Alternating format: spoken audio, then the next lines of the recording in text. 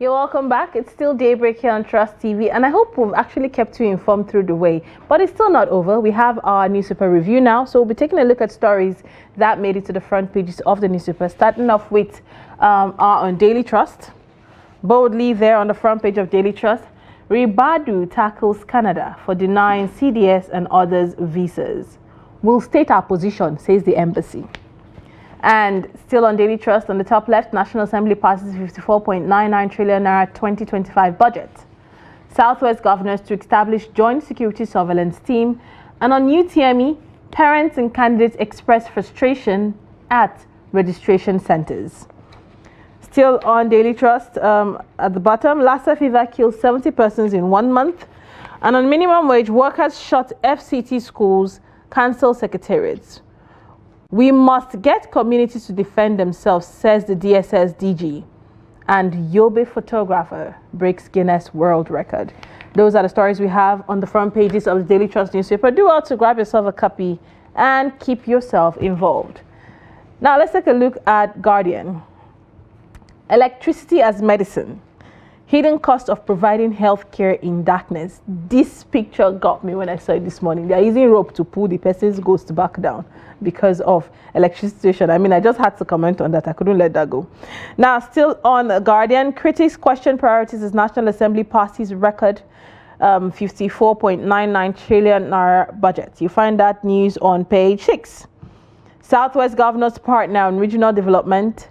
Plan joint security team against bandits, and Asaba bans activities of unregistered native doctors.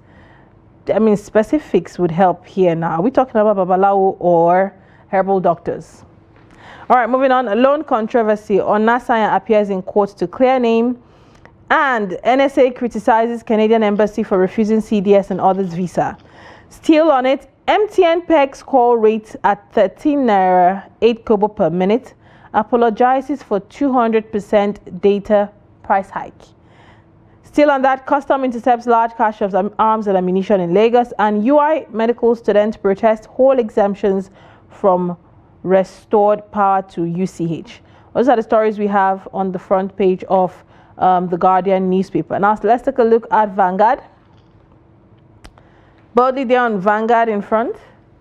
Banks limiting ATM withdrawal below 20,000 face a CBN penalty. That is on Vanguard there. Still on Vanguard. Telecoms, MTN backpedals, reverses 200% data tariff hike. An influx of eSwap, Boko Haram, Southwest governors mill creation of joint security outfits. We have that there too on Vanguard. Still on Vanguard. Loan controversy. Osanya goes to court. And on sports, Flying Eagles in group of death. Senate asks FG to repair bad roads nationwide. Now on the top, we have 1,949 massacre of coal miners. Families sue federal government, UK government, and others. Oyetola reaffirms commitment to marine resource development. Those are the stories we have on the front page of Vanguard. And let's take a look at Nigerian Tribune. Southwest governors to set up joint team to combat eSwap threats. To establish food inflation joint monitoring team, Southwest Development Commission headquarters to be at Cocoa House, Ibadan. FG to reduce agencies of government at seaport to 7. To dredge Apapa Tinken Port to 17 meters. All right. Still on Vanguard, Nigeria meets OPEC crude oil production quota of 1.5 million barrels per day. And 3 drunk London-Lagos-bound Air Peace passengers arrested at MMIE. Those are the stories we have on the front page of Nigerian Tribune.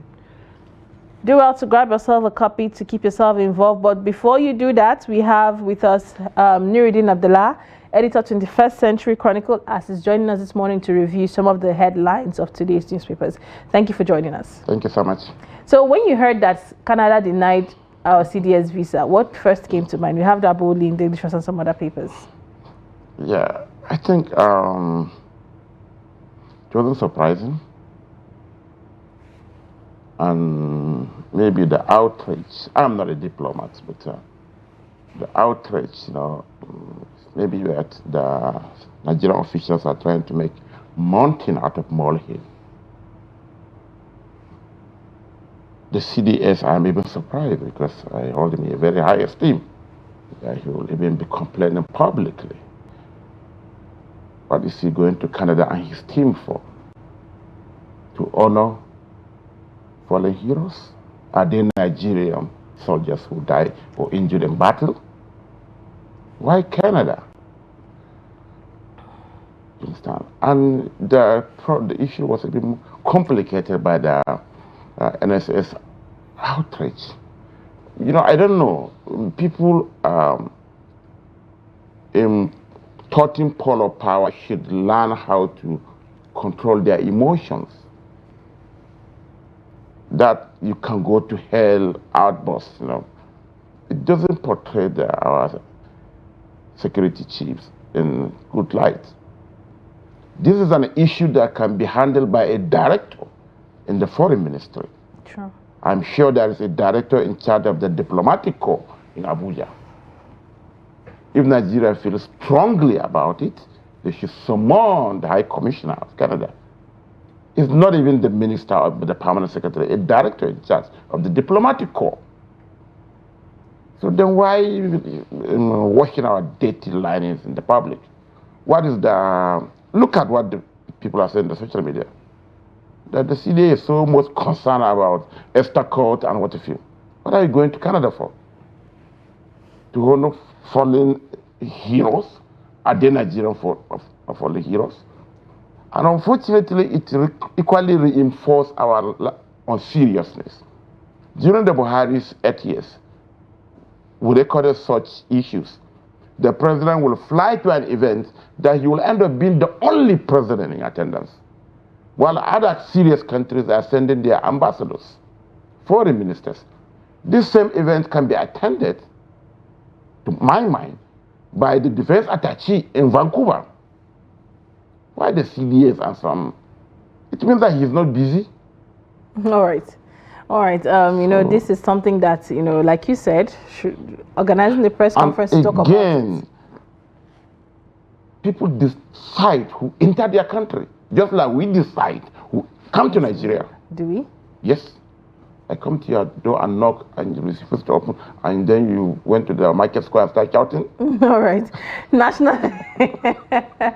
Okay, he said market square. National Assembly passes 54.99 trillion 2025 budget. We have a 2024 budget that has not even been fully implemented, and we have passed the 2025 budget. I mean, what's your take on what is playing out in our country so far? It's not about, you keep on explaining. Even yesterday, so I saw the appropriation chiefs of the two chambers explaining that 2024, the capital component will continue up to June. You understand? I think let's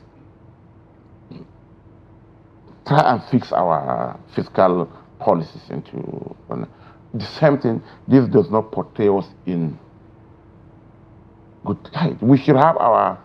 Why can't we, our fiscal year, be January to December? Ribadu did it. You remember unspent funds? Some ministers were sacked. And what have you? They made the thing so confusing, just as an aperture to do the unpalatable things. You understand? So I think this thing should be strengthened up. And it's not a big deal. It's not rocket science. Why June concurrently? So by the time, excuse me, by July, the 2026 budget, they said that will be ready. The MTF will be passed. Maybe by that time, we will equally have maybe 3 budgets going concurrently. This thing should be strengthened up once and for all. And I hope that the president administration, at least they assemble people that are economically literate, maybe not like the past regime. So they should know this. Ribadu did it. So it means January, it's doable. and particularly when you are fighting corruption. January to December, Ribadu did it. All the monies that Lilia was unable to spend, send it back to the treasury before 31st. So that we will start on a clean slate. All right. Still on that now, we're seeing Southwestern governors making moves. We always say when it comes to insecurity, the state governor is the chief security officer of his state, and he knows where to work. Now, the southwestern governors are setting up a joint committee to tackle ASWEP, threat, and generally making moves to establish joint security surveillance team. What's your thoughts on what they are doing so far? Are they being proactive or they are being reactive? Is there more they could do? I don't know the difference this will make. The Southwest governor already have Amotekun. So has Amotekun failed? Okay, I remember the then governor of Ondo State, the late Aketi, I think he was at the center of that. They had this leopard-like uniform and what if you... Yes. By the way, issue of security does not just concentrate on the national. Subnationals have a role to play. The state and the local governments, you understand. Maybe they should just expedite the state police issue. Maybe if that's the case. They had Amotekun, but unfortunately, again, talking about politicians, particularly now that our politicians are becoming more apprehensive, you understand? They will use those so-called local security apparatus, to tackle their opponents. The same, let's say, governors that are using even the federal police to harass, to intimidate opponents and journalists. Why don't, if they have their own... That's why almost every state in the federation now has one security outfit or the other, armed. But if that can be done within the confine of the law and without transgressing on the rights of individuals, politicians, journalists, and the likes, let it be. But it should be within the confine of the law. But at the same time, we shouldn't have just too many cooks for the broth. We have so many federal agencies, security agencies bearing arms. You created road safety just to tackle traffic offenses. You created civil defense to tackle vandalization. But in the city center of Abuja, just adjacent where the president sleeps, armor cables were stolen underground. So we have the civil defense. Apart from the convoy and all the manner of uniforms, they have about 10 types of uniforms. You have federal service, fire service.